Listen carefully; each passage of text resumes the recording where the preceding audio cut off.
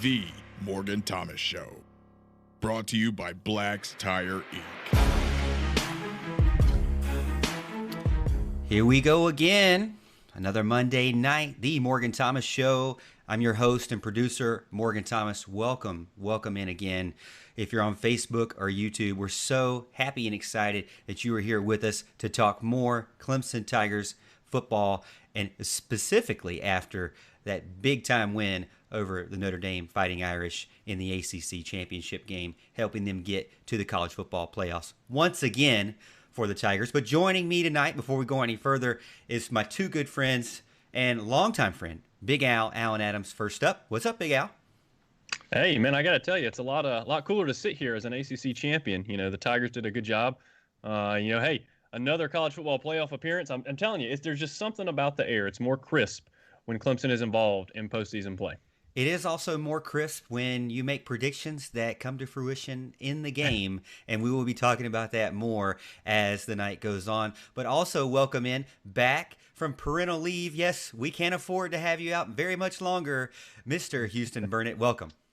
Yes, I'm coming in after many sleepless nights, still currently experiencing that, but still a champion of the Tigers. And we're actually going to a real bowl game and not to some other bowl game that something 2-8. I don't know. We'll talk about that later. It's called the college football playoff semifinal.com bowl.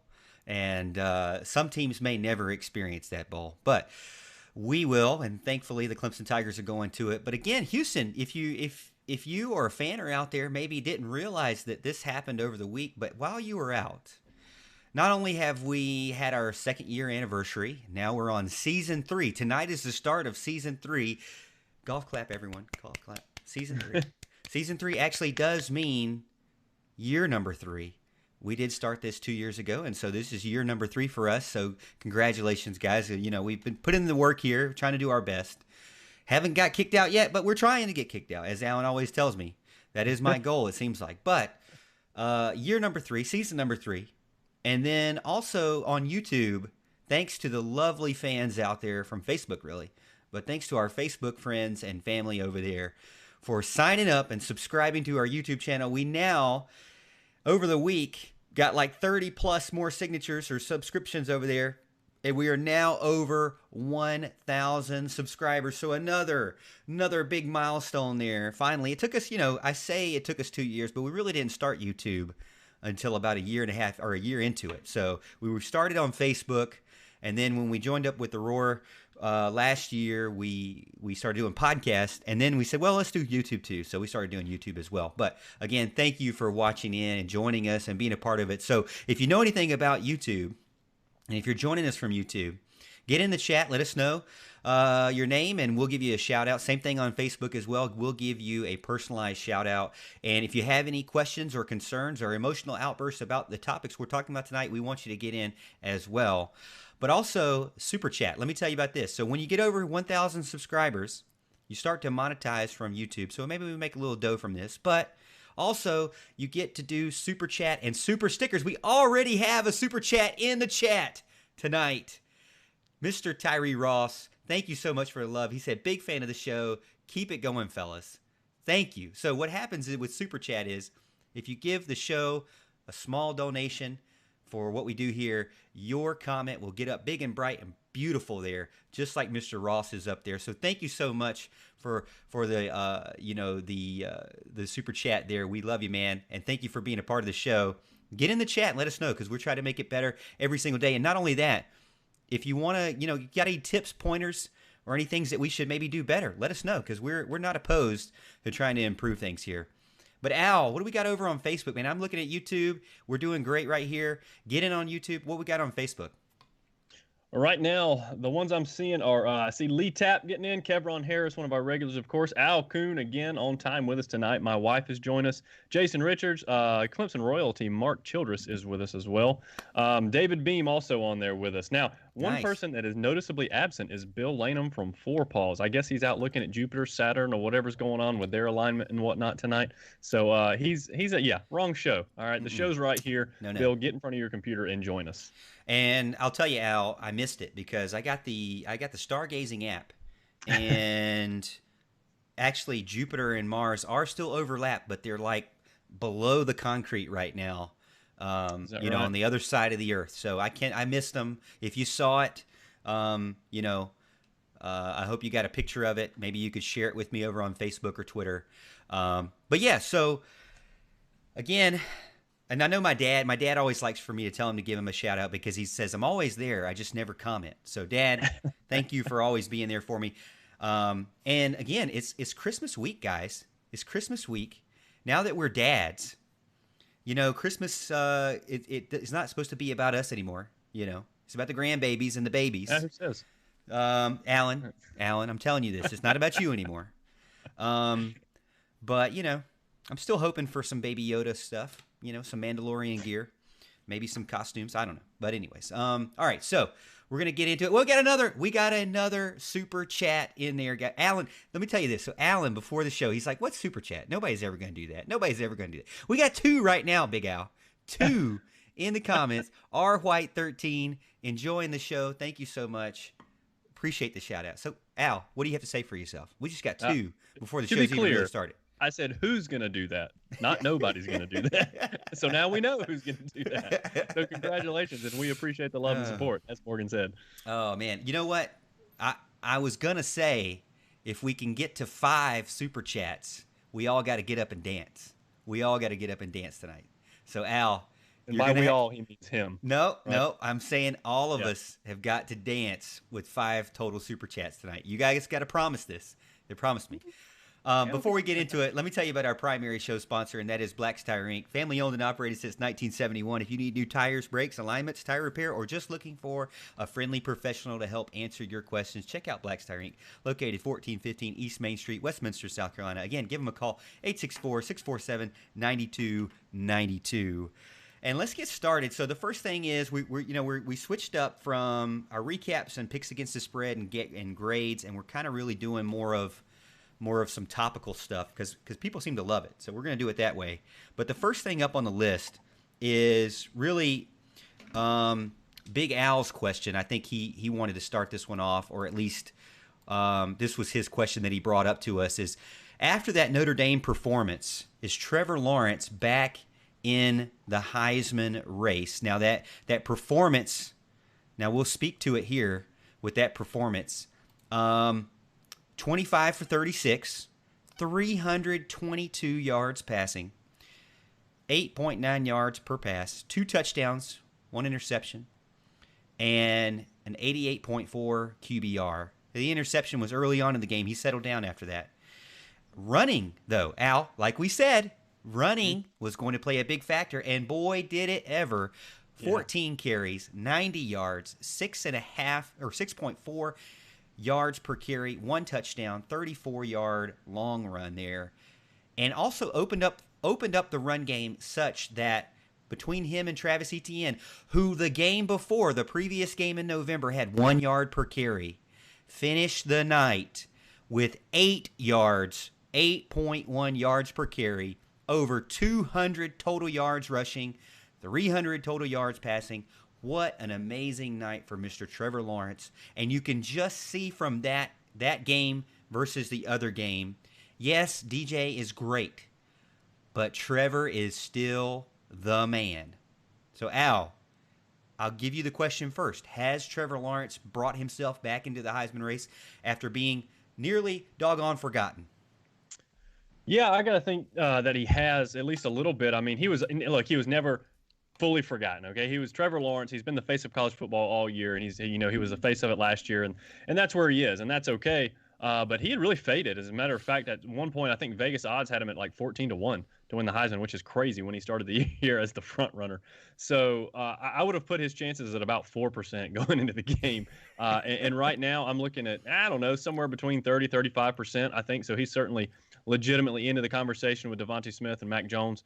I think those are kind of your three front runners. Y'all can tell me if y'all think, Kyle Trask should still be in there, or Najee Harris, or anybody else. You make your argument there, but I think those are the top 3 for sure.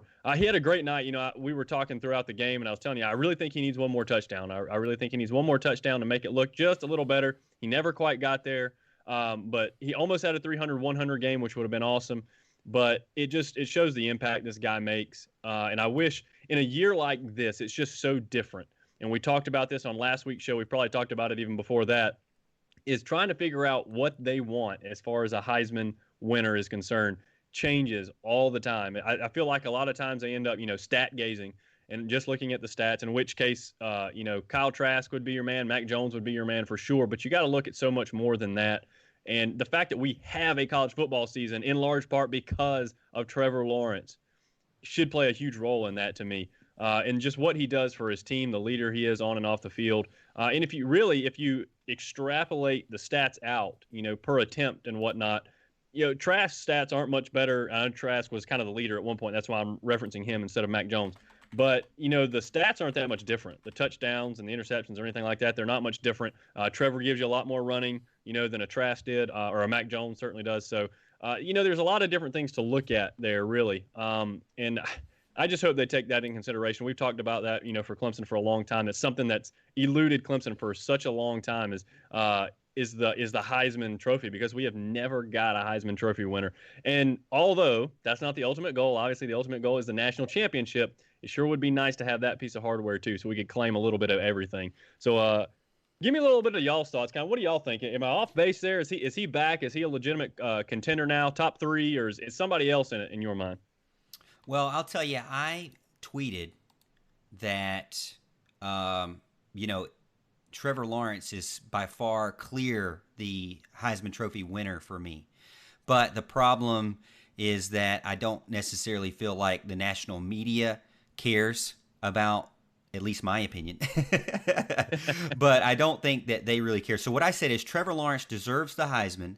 No one does more for their team, has the ability to completely change the offense because he can also run the ball, and you will not change my mind. So you won't change my mind. I believe that Trevor Lawrence deserves the Heisman. I think that, like you said, he's done things before the season even started to rally the troops, to rally the nation, to rally the people that are in positions of power, to have a football season, and rally his conference and the other Southeastern conferences to start early, which we know what happened when you don't start early, Big Ten. And then also for the unity and the racial justice and social justice that we need in this country. And I do believe we do need that. He was a leader for that as well when, he didn't have to be. I mean, how many quarterbacks out there do you know of that took that stance, that could have put themselves out there to basically get their head chopped off? Because you know how it is when you get in the media, you end up like Dabo Swinney, where you're the darling a little bit until you say one thing they don't like. And then all of a sudden you're hated by everyone, which is kind of where Dabo Swinney is now, unfortunately. People like to say, oh, we don't hate Dabo Swinney. But if you watch Reddit and Twitter, you would probably think differently. But yeah, I don't necessarily know. I really want to say yes. But when I go and watch college football and I see ESPN has done a special video package for Devonta Smith, my heart kind of sinks, because you start getting video packages from the big 4-letter network, and it's kind of all over at that point. They've kind of already picked their horse. See you later. I don't know if you agree, Houston. I'll let you jump in. So a couple things. Jonathan McCombs actually said something that I think no one's really talking about. And I'll also say this. I feel like there's a slightly bigger push after the Notre Dame game from the media, from a couple of other people saying that he's deserving of the Heisman. I can't remember if it was Reese or Kirk Herbstreit or Joey Galloway or even Jesse Palmer, but it feels like a couple of those guys were starting to kind of pull around in the momentum of, hey, Trevor Lawrence is starting to come around at the right time. You also have a game with, Jonathan McComb said this, you have a game with and a game without Trevor against a similar opponent. Granted, we took the number 4 team to double overtime with our backups in every position. And then with Trevor, it's a 24-point blowout. So to me, that's pretty easy. He means more to his team this year than anybody else. You can take out Mac Jones, and Alabama's going to trash everybody they play in the SEC. You can take out Devontae Smith, and they're going to trash everybody in the SEC. You can take out Najee Harris, even Kyle Trask. I feel like they'd be able to function without him in certain games. But Trevor Lawrence, we had to figure out. Clemson had to figure out how to win without him over those 2 games. And then as soon as he came back, he was the man. So I think Clemson, he's set himself up to where, and I don't know, I know that the presentation is after the semifinals. I don't know if voting ends before the semifinals, but if it doesn't, Trevor has the benefit of the doubt that he could go out and lay waste to Ohio State and really set himself up to win, especially if, I don't know, Notre Dame has a very good defensive game plan and can at least slow down Alabama. We don't know. They may not. I'm not anticipating them to do that. But Trevor still has the benefit of one more game in a weird year to go out there and really set himself apart to win the Heisman. Well, I will say I read that December 21st is today. Today is the last day. So they got to get their vote in.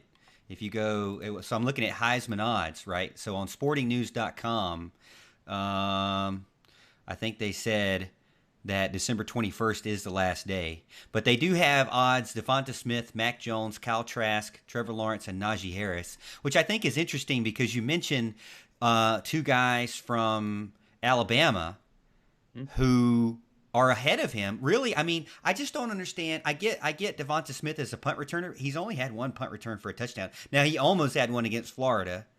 But, I mean, I get that he's lethal in the special teams. But Najee Harris is the best running back in the nation, really, as far as stats are concerned. Fantasy stats, if you will. He has the best. He's the second best leader. He's the second leader.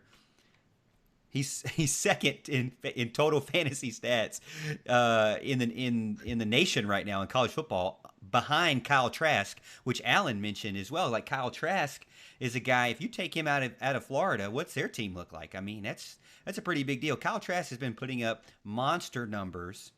Najee Harris is the best running back one of the best running backs in the nation. And Mac Jones is, the guy that actually has to throw the ball to Devonta Smith. Now, I'm not saying Devonta Smith's not a great player, but for a wide receiver to all of a sudden out of nowhere get all this, push, I'm kind of like, it's one of those positions where I feel like you still have to have that other person to help you. And I get it. He doesn't need the other person in special teams, but you still need Mac Jones to throw you the ball accurately. So I don't know. I'm not saying he's not good, and he definitely is probably the best wide receiver in the nation. But that's just here's the thing. Mac Jones, to me, is not even remotely close to the most talented person on his offense. And that's why I think Devonta Smith is up there as far as someone who needs to be the Heisman Trophy. If you're going to vote for somebody, it needs to be Devonta Smith or Najee Harris. Mac Jones is just a surrogate to get the ball to the people that are playmakers. You can put any quarterback on Alabama's offense out there and throw the ball to Devonta Smith, and he's going to go score. Or hand the ball off to Najee Harris, and they're going to go score. Bryce Love is their backup. He's a 5-star. He's great. And I think he's better than Mac Jones, to be honest with you. But Mac Jones has the benefit of lethal weapons all around him. So, yeah, he's going to look great. But Devonta Smith is an elite level wide receiver. Some people are saying now that the Jets have bungled their way out of drafting Trevor, maybe go after a weapon like Devonta Smith. And I think he is this year the most talented wide receiver in the country and done enough to get himself into Heisman contention. Yeah, no, I actually agree with Houston a lot on this. I don't think it matters who's quarterback for Alabama. I think Devonta Smith is the most talented player on that roster. I just don't understand, regardless of what the stats say. I mean, the quarterback touches the ball every play. Devonta Smith can't touch the ball every play. It just doesn't work like that. So I just don't think you can award this Heisman Trophy to the guy who's not even the most talented on his own team. As a matter of fact, like Houston mentioned, he's probably like the third or so most talented guy on the offense. I don't like it. Devonta Smith, have you seen this guy run over the middle? He's wide open because nobody can cover him. Morgan, you could throw it to Devonta Smith. Okay? I would love to, because I'd Without love a doubt. to. And he's going to go score. He's going to put up these stats, okay, because that's how good a player he is. He's going to be a problem. He's been a problem all year for everybody. He's going to be a problem throughout the playoffs. And hopefully Clemson gets to face him here in a couple games, and trust me, it's going to be a problem as well. I mean, he's just that talented, and I don't have any problem with him being up there in the Heisman talk, even though it's become kind of a quarterback award. But if you're going to give it to a quarterback, goodness gracious, it better be Trevor Lawrence. Yeah, I would say that. If you're going to give it to a quarterback, give it to Trevor Lawrence, because, Kyle Trask can't win the big game by himself. And Trevor Lawrence has proven that he can go in there and win big games, even as a freshman. And the offense is completely different because he can do it running the ball and passing the ball. But I will say I can admit that, he is a human highlight reel out there. Devonta Smith is amazing. And, if he does win it, I'm not going to be disappointed. And I actually noticed on Reddit, people are saying they would prefer him win it because it has been a quarterback-only trophy for so long, quarterback, running back kind of thing. It'd be nice to see another position get some, high fives in there, or get an award. But, I mean, again, it's like, to me, like I said, if you're going to give it to him, I mean, Najee Harris has been doing great. Even Mac Jones has been doing great. Statistically, fantasy point-wise, they're doing better, overall. So, I don't know. And Kyle Trask has been blowing everybody out. He's like 40 points ahead of everybody, fantasy points-wise, total. So, if you're going on stats alone, then, maybe it's just Kyle Trask at that point, but I don't know. So it really is emotional in what you really think that who deserves it in that sense. But what does chat say? So let's look and see. Oh, by the way, Giggle gets in, gives us another super chat. Thank you so much for the support. He says, "What's up? Go Tigers! Congrats! Been a long time coming." I'm guessing he's talking about the 1,000 subscribers. So thank you so much for that, Giggled. Chris gets in, says, "Still, the Heisman should be after the bowl season, national championship season. We would have, if it was that way, Clemson would have 3 with Deshaun and Trevor Lawrence." I'm guessing he would say two for Deshaun, maybe 2 for Trevor. I don't know. That might be 4, in my opinion. But I could see it waiting till after the postseason. I don't really see why they don't wait till after the postseason. But I did check again. Houston, I am seeing it. Heisman voting deadline, according to sportingnews.com, Monday, December 21st. So deadline to cast is tonight. So if you're out there and you're watching this show and you're a member of the media that can cast that vote, we want Trevor Lawrence. but with your heart. What do we got over on Facebook? We've got... Casey gets in, says, "Don't forget about Jalen Waddle." I mean, Jalen Waddle's hurt, right? So, well, they were right. Casey's right in the fact that Jalen Waddle probably would have been up there for the Heisman and the most talented player on the Alabama team. Just been hurt all season. Well, he got hurt on the freaking first play, which was, I mean, as a college football fan, broke my heart, really. I mean, I hope that he gets back healthy. I want to see him destroy people in the NFL. I mean, not Clemson, though. No. I think with Jalen Waddle, I think for them, he would be in the same position as Devontae Smith right now because he was the primary option for Mac Jones before he went down. Mm-hmm. But hopefully he goes to the NFL and doesn't stick around next year. All right, so next thing up is the semifinal question. So who will get blown out of the playoff semifinals? So the playoff semifinals... All right, so if I go to the bowl schedule here, these games, there's no games for Clemson or Alabama or the top 4 this week, but it'll be January 1st. Okay, so you've got Alabama versus Notre Dame. They moved it from California which I think they should have. I mean, come on. You're not going to fly your whole fan base, or you're not going to fly your whole team out there for no fans to watch your team play. That was stupid, about as stupid as the governing body in California, but we're not going to get on that subject. Alabama versus Notre Dame moved to Arlington, Texas in AT&T Stadium, January 1st, 4 p.m. So Clemson gets the late night game. It's kind of exciting. I mean, I don't understand. You got a number 1 team, you'd think they'd get the late night game, but maybe, I guess not. I don't know. But so they get the 4 p.m. game, I guess because time zones. And then Clemson and Nolans, Mercedes-Benz Superdome, Clemson versus Ohio State, the Sugar Bowl, January 1st, 8 p.m. So of either one of those games, let us know in chat over on Facebook and YouTube what you think. Will one of those teams get blown out? Yes or no? We'll go back reverse. I'm going to throw the reverse Uno. I need to get like a graphic that does the reverse Uno card. Reverse Uno to Houston. Will one of those teams get blown out? Correct. I think it's more likely that both teams get blown out. But if I had to put my money on just one, it would be Ohio State. I actually like Notre Dame's matchup with Alabama. I know I might be one of the few people that do that. I'm not going to say, look, and me saying this, Alabama could get beat 45-7, and it would not surprise me. Or Alabama could beat them 45-7, and it wouldn't surprise me.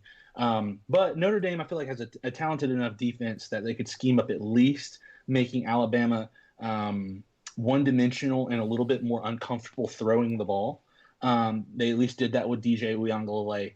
And to me, I feel like Mac Jones isn't as mobile as DJ is. And so if they're able to limit Najee Harris and his running ability and make Mac Jones uncomfortable, Notre Dame at least has a shot. Now, I don't know how much of a shot. But at Ohio State, they've got something coming for them. I know it. I feel it. The pettiness is already there. The leaked locker room video from Ryan Day, trash talking that he's going to just go in and they're going to blow out everybody that's made the playoff. Doesn't matter who they play, Houston. They're going to beat their bleep. Yeah, it doesn't matter who they play, even though they just barely got out with their lives against Northwestern. All right, the team with a high school name the team that they barely beat on Saturday, and they're going to come in and beat Clemson.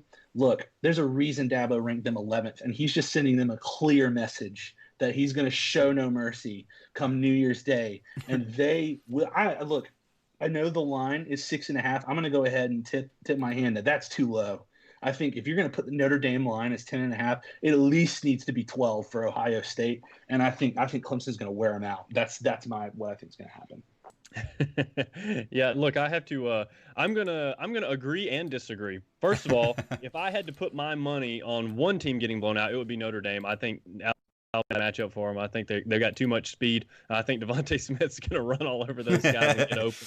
I also think Najee Harris is going to be able to do a little bit of damage as well. And it's not to say that I don't think Clemson can blow out Ohio State. I do. As a matter of fact, I was the one that said I would rather Clemson play Ohio State in the first round. That's who I wanted. My father-in-law actually texted me over the weekend and asked, what the line should be. And I honestly said I'd set it at 10.5 for this Ohio State game. And like Houston said, I think that's low.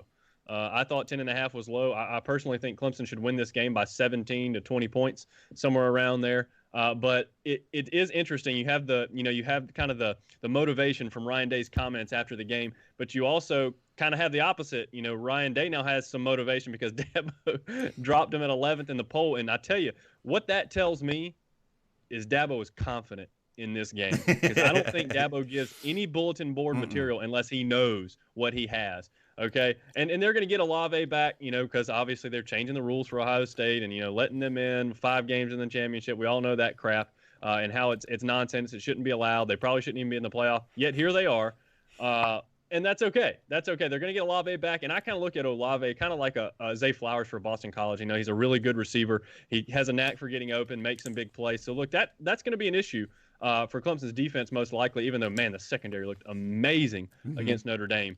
But Ohio State's a good team. They're talented. They have Fields who can extend plays, and that's going to lead to some open receivers at times. But I really think I think they both have a good chance of getting blown out. But if I had to put my money on just one, I'd say it'd be Notre Dame. Yeah, I am going to agree with Alan on this one because the matchup does not look good for me in the sense of offensive line. The reason why Mac Jones can do whatever he wants with no stress is because of a big old boy named Alex Leatherwood and another big old boy named Deontay Brown and another big old boy named Landon Dickerson. Okay, this is the 3 guys from center to left tackle that basically are just big, giant 3-story buildings, okay? And that offensive line for Alabama looked massive against Florida. They are going to have an okay time against Notre Dame.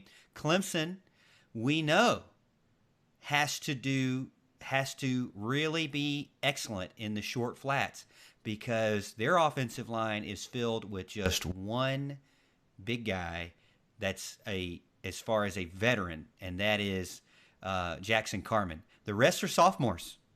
Guys that are still building themselves out, still working their way into their niches there on that offensive line. Clemson has had to do what they've had to do with what they have on that offensive line. Alabama, Notre Dame have a lot better offensive line. I will agree with that. But I think Alabama has an even better offensive line. So I think that Alabama will be just fine running the ball. They'll be just fine giving him time for Devonta Smith to get open, which won't take much time. And I think that Notre Dame will probably get blown out, considering they weren't going to score at all against Clemson. Now, here's the thing. Alabama's defense is a lot worse than Clemson's. We know that, which I think is good for Clemson, even though I could see them still being the underdog in the national championship game. But FPI has it, and I know Walt's like FPI is lousy, but FPI has an 81% chance to win for Alabama, a 50% chance to win for Clemson.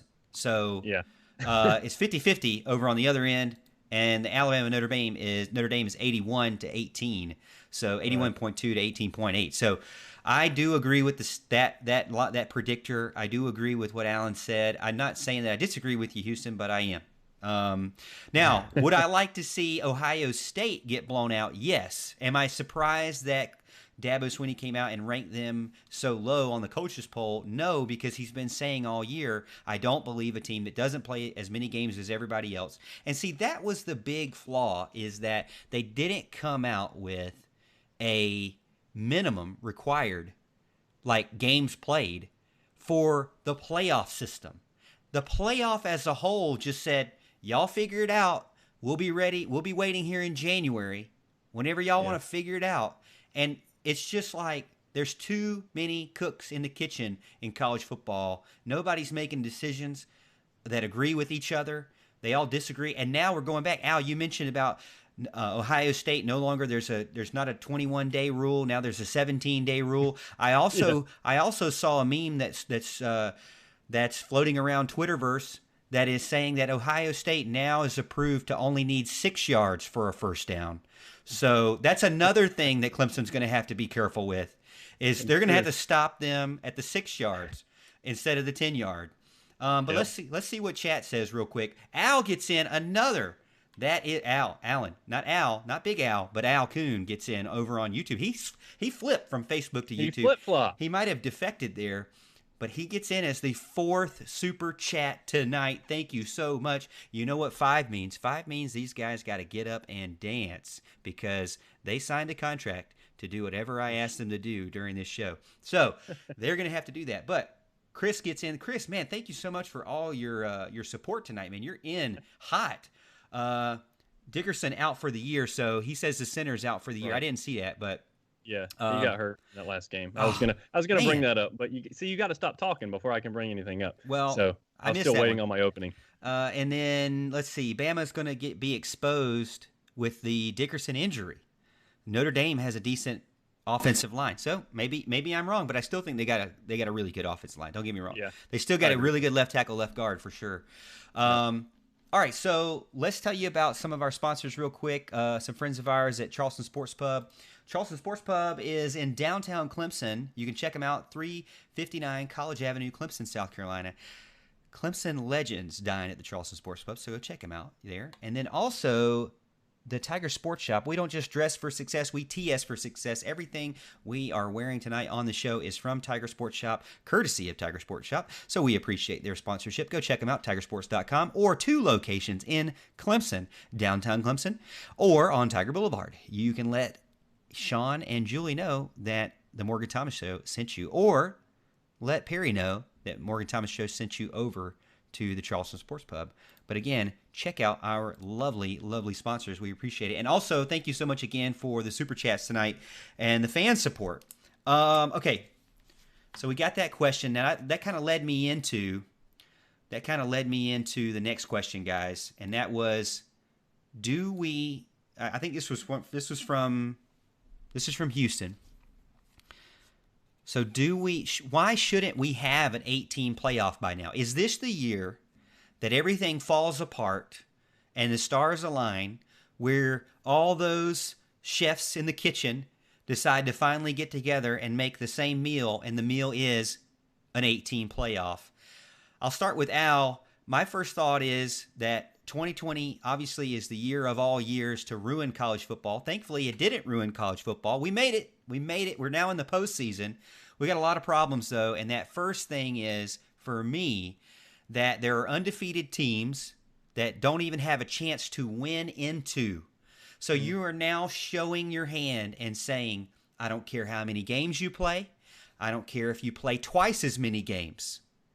Because Coastal Carolina has now played twice as many games as Ohio State. So now we're saying, I don't care if you're playing twice as many games and you're still undefeated, you're not getting in. So to me, this proves it. There is absolutely no way a group of 5 team can ever win in. And that means it's flawed. They cannot be undefeated. They cannot be double the games and undefeated. So that's the first thing. The second thing is that the thing about the amount of games played. We've got a bigger problem. Before, when it was just 1 or 2 games here or there that maybe were missed, or maybe one team scheduled 10, another team scheduled 11, not that big a deal. But now we've got a huge problem where we have a situation where a team has only played 6. And that is unfair. And they've only played 6 and had weeks off in between each. Yeah. And so they've been very, very untested, one, for them, bad for them, but also not gone through the gauntlet of a 11-game, 10-game season, and that is unfair. That is unfair, and they've also jumped these teams. Not only have they jumped undefeated teams, Al, but they've jumped teams that are conference champions that have 2 losses. Yes, Oklahoma, but still, Oklahoma could not win their way back in it. And Ohio State seemed to not be able to do anything wrong other than maybe lose a game, but they weren't going to do that because they weren't only going to play 6. But what do you think? So is this the year of all years that we need to have that 8-team playoff finally be made and fleshed out? Well, look, here's the thing. I have to say this with a couple of things in mind, a couple of stipulations, we'll say. All right.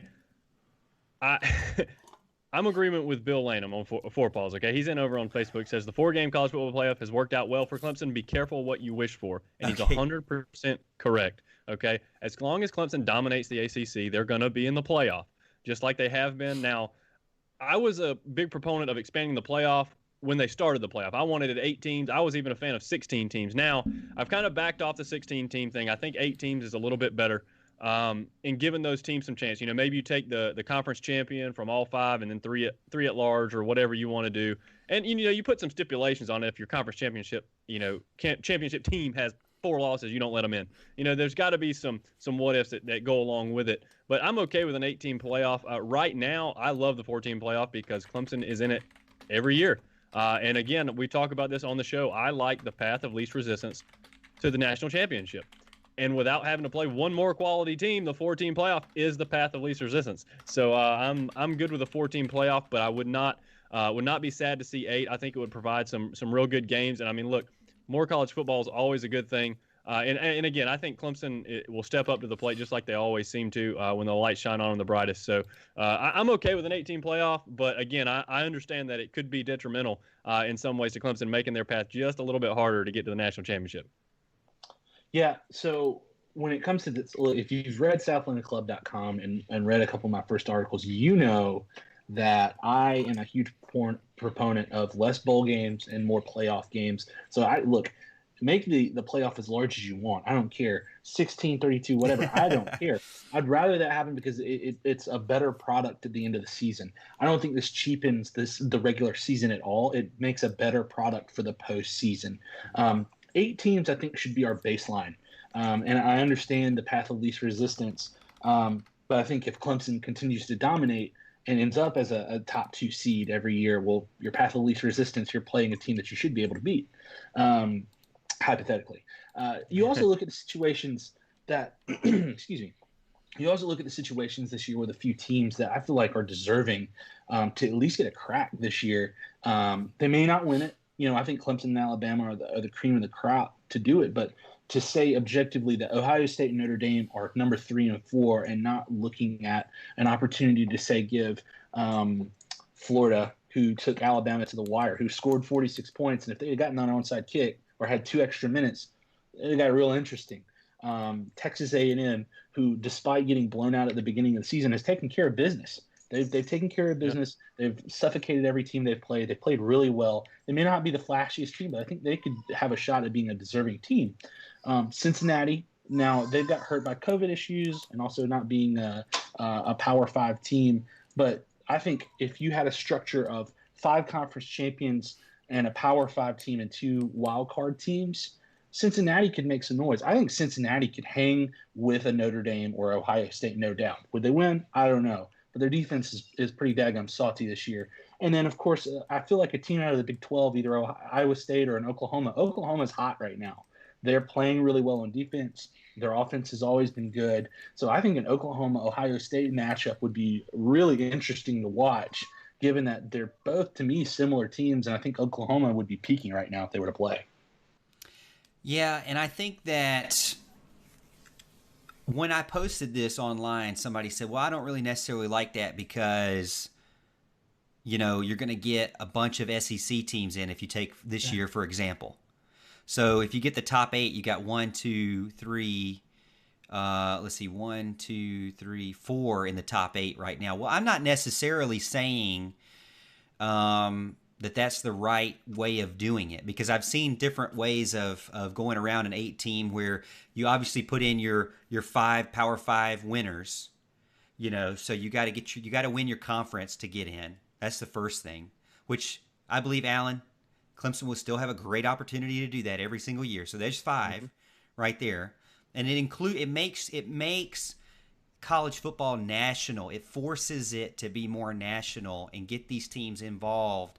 If they don't ever feel like they're not going to be involved, then they're never going to get better. I mean, you're not going to ever see this college football as a whole grow. And I want to see it grow. I want to see it become amazing and Clemson be national all over everywhere, because it's still college football. Now you say Clemson, people know it, but the first time Clemson won a national championship, not everybody knows college football. So people do know NFL and the Super Bowl and things like that. I want to see college football get to that level. But I want to see other teams, especially undefeated teams, get chances. I want to see conference champions be able to still have their chance. And I want to see more football. Man, can you imagine if Clemson had to play, say, I think there was like a bracket up there.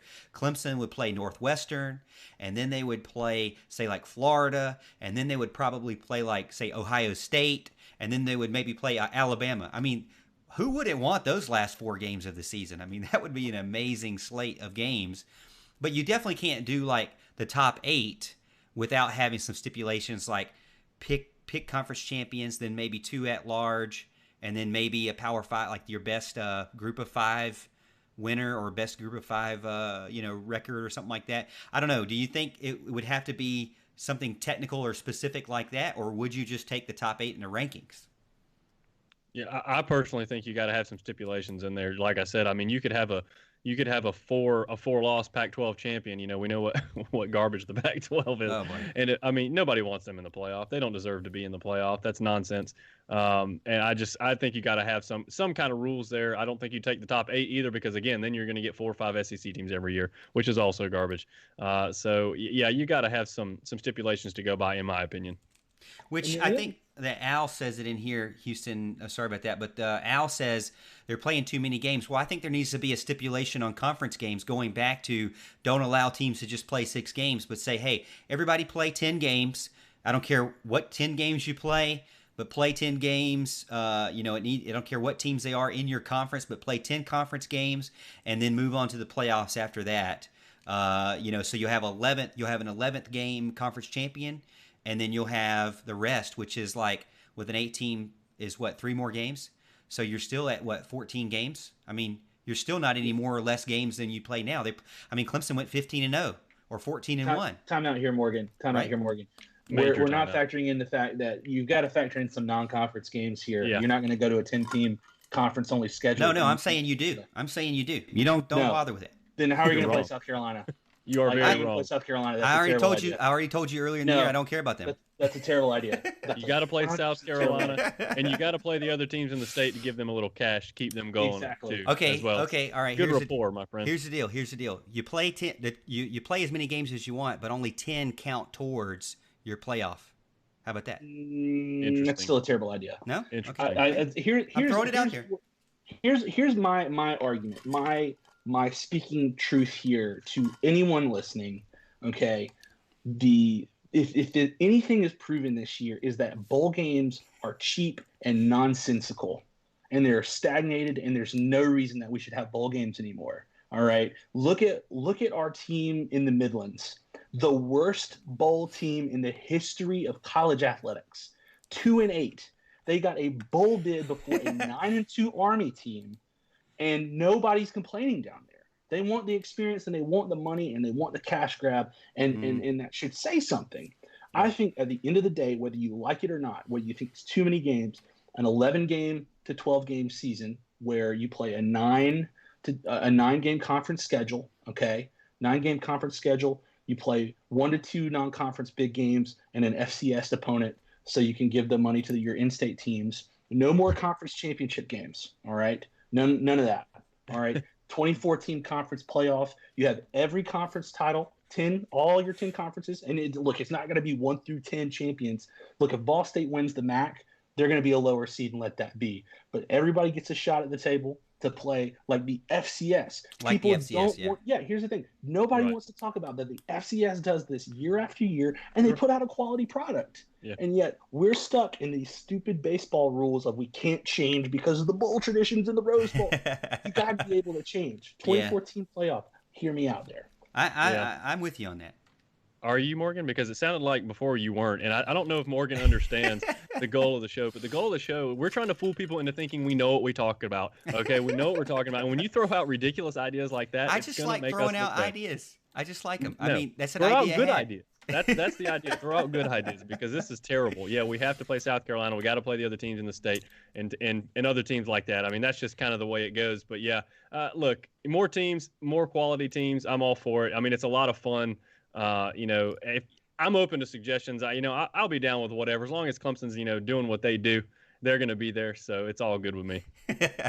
Yeah, as long as the team in orange and white's there, I would appreciate that. But yeah, I mean, like I said, I don't know. I don't know what the answer is. I do think they need to expand, but I also see John in chat over on YouTube saying that expansion is just going to cause the 10, 11, 12, 17, 18, 19 team to complain about not getting in or whatever. So, but I really would feel better. I would feel better with those teams complaining than like 5 and 6 complaining. Right. That to me just doesn't seem fair. Or 7 and 8 who are undefeated, complaining. That to me, I don't like to see for sure. All right, so we actually have our 5th super chat in there from Chris Marr. Thank you so much, Chris, with it. And he puts in the chat and says, "Dance, Tigers dance." Now I promised this, guys. Are you gonna let me not be able to hold my promise up on this? Can you put the Numa Numa song on there? That Maria He song? Because I can just do this the whole time. All right. That's all I'm gonna do. Well, I can't do that song because Alan's gonna be like, I'm gonna get the show You're gonna get canceled. kicked off the show. I can't do that. We need to record a special dance. Maybe like after the show, we'll have to record a special dance and post it. How about that? I've got like a room to dance back here. It's gonna be a little rough. Let's see if I can get some music going. I don't think the music's gonna play. Let's see. Hold on. Here we go. Maybe the music. I don't know. Mm-hmm. I got nothing. I can't get the music to go. Casey. Thank you, Casey. I can't. I don't know if there's any music. It says it's playing. I can't hear it though. Let me see. Hold on. You guys just a dog butt in the background. You guys just bear with me here. I'm doing my dance with no music. Let's see if I can play it this way. Here we go. Man, Morgan, you're getting called out all over the comment line over here on Facebook. Okay, here we go. You know what? It's okay. All right, the music's playing, guys. We're gonna have to dance here. I'm supposed to get my groove on when I can't even hear the music. You can't hear it? You can't hear it? I'm just doing this. Technical difficulties. Yes, Al. All right. I gotta do my floss. I gotta take it off and do my floss here. Oh God, this is Mother embarrassing. of God. I am wearing shorts. Yeah, I'm wearing pajamas. Oh, that is the whitest thing I've ever seen. I gotta use the restroom. I'll be back there. Oh my gosh. Oh.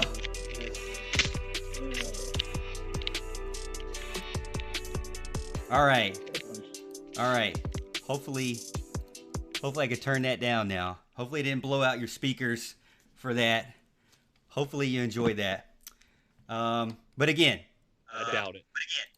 that was our dance for 1,000 subscribers. Thank you so much. Well, actually, our dance for 5 super chats in the chat. Thank you so much, guys. Chris says that was worth it. I've been practicing that. Hey, I actually went to a wedding last night. Congratulations to Hannah and Cody for their wedding day and spending the rest of their lives together. And great couple. But I got to do the wobble. Got to do the Cupid shuffle. I got to do my my floss there. So I've got a little practice, guys. I got a little practice. So 20 Giggle. super chats and Morgan will do the wobble on camera. How about that? Yeah, Giggled said that was the whitest thing ever. You know what? I think that's a compliment. I actually think that's a compliment. Oh man, you know what? It's just great. It's great. This is a great start to season number 3. We don't have much time left, fellas. It's 9:23. Let's finish this last thing up. All right. Do it. So let's do this real quick. But any bowl games out there that you think our fans should look out for, you think might be interesting? I'll get started first. For me, It's the one that we did a picks against the spread for like 3 times. And it's Liberty versus Coastal. Hopefully they can get this game played. Obviously, the team in the lower part of the state would be exciting. It's Camping World in Orlando, Florida, 12 p.m., December 26th. And so not too many days away. It's this Saturday, 12 p.m., and I think that's one of the best games out there outside of Clemson, Ohio State, obviously. Anybody got any other ones that they saw on the list that they might be interested in watching other than the Tigers? Well, I'll say this, and sorry to cut in on you, Alan. No, you good. The three I got 3 real quick one, and these are 3 games for 3 teams that aren't really used to these games. 2 teams that are in the New Year's Six for the first time ever. North Carolina playing Texas A&M. Now I know North Carolina's got a couple people out for this, but it's still going to be very entertaining. Iowa State, Oregon. Iowa State, first time they've ever made the New Year's Six. Love Brock Purdy. Love Breece Hall. I think they're going to do well. Oregon's kind of overrated this year. I hate saying that because I love it. And then lastly, Indiana, Ole Miss. A quarterback who will not be named. I don't know if he's going to be playing or not. I think Ole Miss is going to win that game, but Indiana's in the Outback Bowl for the first time, and it'll be interesting.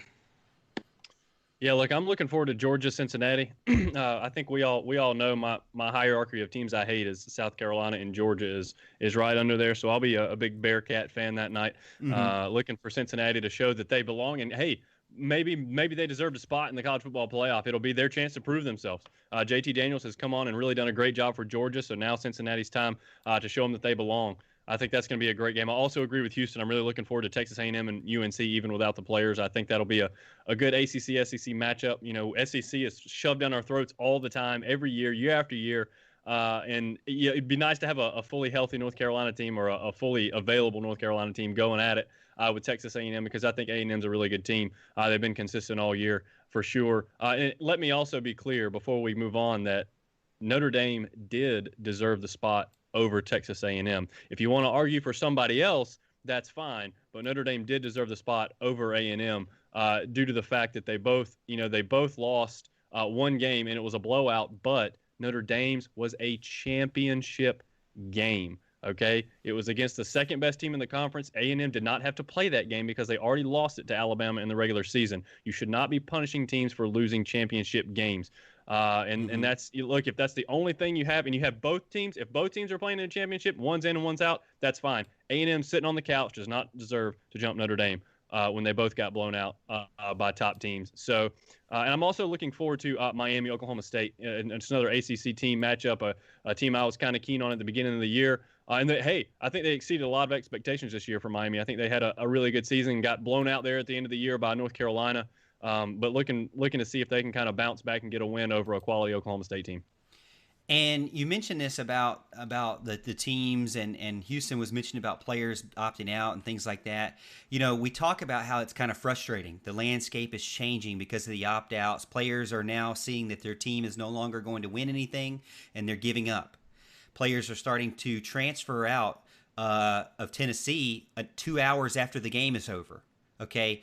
Players are going to continue to do these things, and I think it all stems back from, you know, you lose that one game or so in Texas A&M's sense, and then your season's kind of like kaput at that point because Alabama's just better than you in that one time, and they continue to be better than you the rest of the year, even though you got better. And so that kind of goes back to our original talk about the playoffs and adding more teams into it, because I think you got to do something to keep these top teams involved. I'm not saying Tennessee is one of those, but I do worry about players saying, well, man, you know, I've only played 3 games. This team's already lost 3. They're never going to go anywhere. I'm just going to go transfer over to Florida real quick, you know, or whatever. And it's been kind of weird with this year because, you know, you don't lose eligibility. And so that's been even crazier, you know, wrench in it. But yeah, so those are some games that we've been looking out for. Not going to do any picks against the spread, so sorry about that, guys. But let us know what you think in the comments about the picks against the spread. UNC without Surratt doesn't match up well against TAMU, and that's John. I would agree. I mean, UNC's not only missing Surratt, but they're missing Carter. And who was the other one? De'Ami Brown. So there's some 3 guys that are definitely some factors in that game. You know what it's like when you lose 3 starters. You know what those kind of games are. But yeah, so I originally, if they hadn't have opted out for the NFL, which I think it's their right. I do. But if they hadn't have opted out, it would be a better game for sure. So we'll see. We'll see if these games can get played and what happens. One thing I am glad for, and South Carolina didn't opt out of their game, even though I thought they should. But Tennessee, will I say, volunteered to opt out of their bowl game so that Army could now play in a bowl. 9-2 Army originally, earlier on today, was not going to play in a bowl game. They were really mad about it. I was mad about it as a veteran myself. But Tennessee, again, done their volunteer duty and allowed, well, they got COVID. And so not really a volunteer, but they got COVID, so they're not playing. And so now Army and West Virginia are going to play in the Liberty Bowl. So that's going to be an exciting one. At least, like I said, a 9-2 team, again, should not be left out of at least a bowl game. It's just crazy this year. Hopefully, let's not bring anything that we experienced in 2020 into 2021, guys. Let's leave all this nasty, all the bad stuff. Let's just leave it there. All right, so last thing. This is the final minute. I'm going to leave it to Houston here because I know he really wanted to say this. So before the game started, let me give you some backstory, guys. The question is, how does one act like you've been there before? Now, Joe Paterno, Vince Lombardi have both been credited with saying, when you get into the end zone, act like you've been there before. And I think that means, don't act like a crazy fool, like you've never scored a touchdown before. Act like you've been there before. Have some professionalism about you. It really wasn't there for fans. I'll go ahead and put that out there. But I made a tweet, and my tweet before the Notre Dame game said, if I told you Notre Dame was traveling to Charlotte without Ian Book and down 3 defenders, would you say they have a chance or no? Exactly. This might be round 2, but it's a different roster. Go Tigers. All right, that was my tweet. Now, was my tweet directed to Carolina Gamecock fans? No, it was not. Do I go around Twitter and look for Carolina Gamecock fans to comment on? No, and I never will because I don't want to, and it's not a good look. But I got 439 likes and 29 retweets. One actually from Clemson Tom, which I feel good about. But I also got some comments, Houston and Alan. I also got some comments from some not so Clemson fans out there, and Carolina Jackpot being one of them. And he said, it's funny how a team, I'll paraphrase here, but funny how a fan base that claims that they're too deep is now complaining about the roster. I didn't say, let me address that first. I didn't say that, it was a problem with the roster in a sense. Now, we too deep means a lot more than just the roster. We too deep means that they have better recruiting, that they have better facilities, that they have better staff, and that they have guys that are up and coming. Doesn't mean they're all ready, but it doesn't mean we don't need our starters. I never said that. But we too deep is definitely still a thing. We too deep with championships. We too deep with playoff runs. We too deep. Well, we don't have a Heisman Trophy winner, but we might get one eventually. But yeah, I get it. But that was the first thing. The next thing was, Clemson's starting to lose players because they got found out with Osterine. This was from Clemsoning again. He said it was because of Osterine. Now Clemson has to deal with injuries. Well, let me tell you, there's not a chemical in the galaxy that Pfizer can manufacture that will help the Gamecocks become a better program. There is not one that can be even made. There is not a substance that is on this earth or that God has made that will make a Gamecock a champion. I'm sorry. It's not going to happen. So Osterine is the least of your worries. And then I got GTR who said, act like you've been there before. And I said, oh, really, Gamecock fan? Please educate me on how to act like I've been there before, considering that you are now the professor holding the doctorate of acting like you've been there before. I was concerned because I thought they thought that Clemson got a bid to the Outback Bowl because that's what Carolina Gamecock fans have been before, and that's where they've been experienced. So I don't know.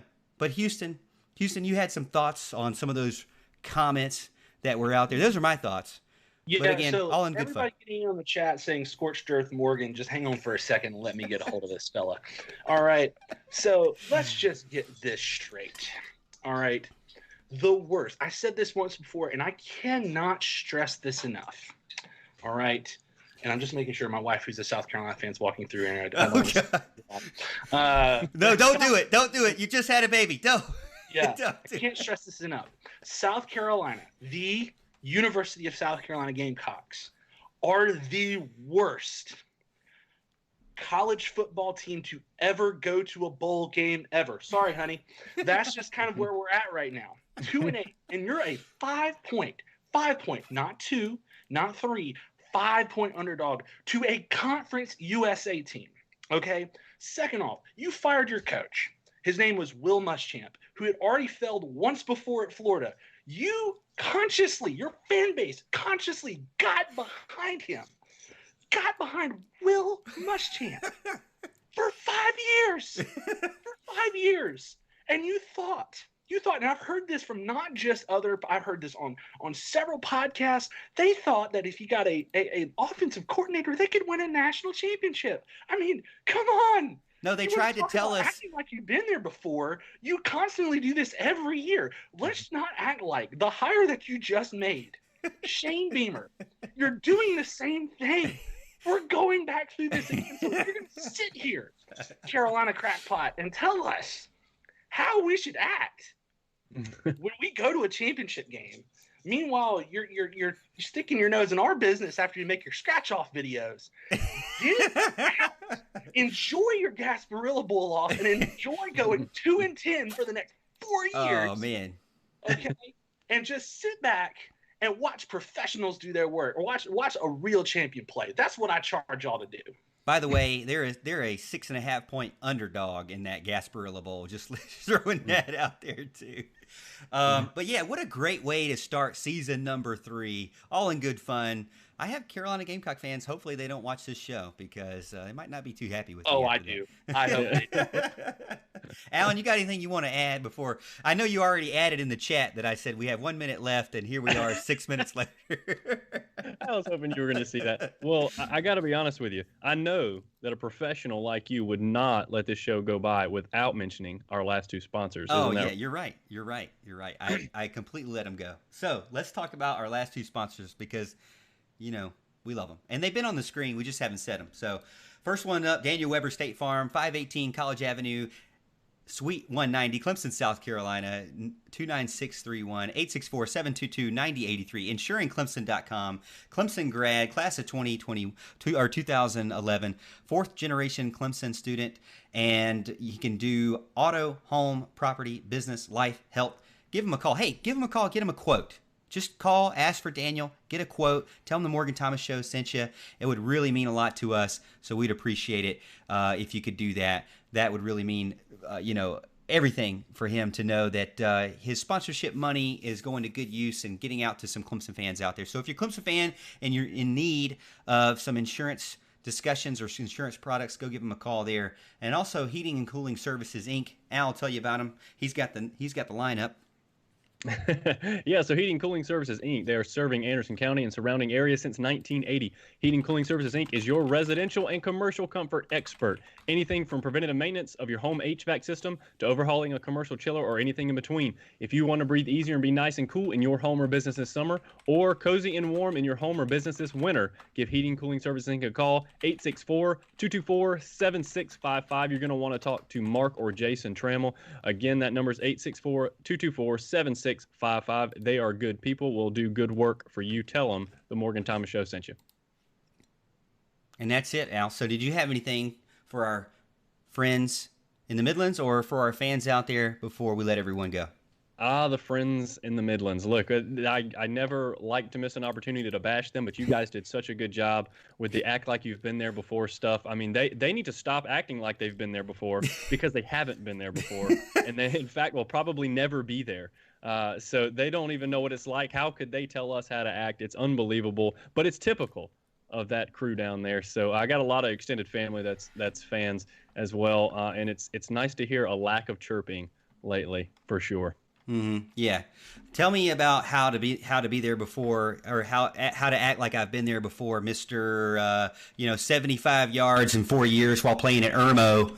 Yeah, you know exactly how to be there before. But yeah, again, thank you so much for all the love and support. Facebook, YouTube, Twitter, wherever you're watching and listening, or if you're after the fact over on the podcast, we really appreciate the love tonight. Short one, quick one, Alan, compared to what we normally do. This is a quick show.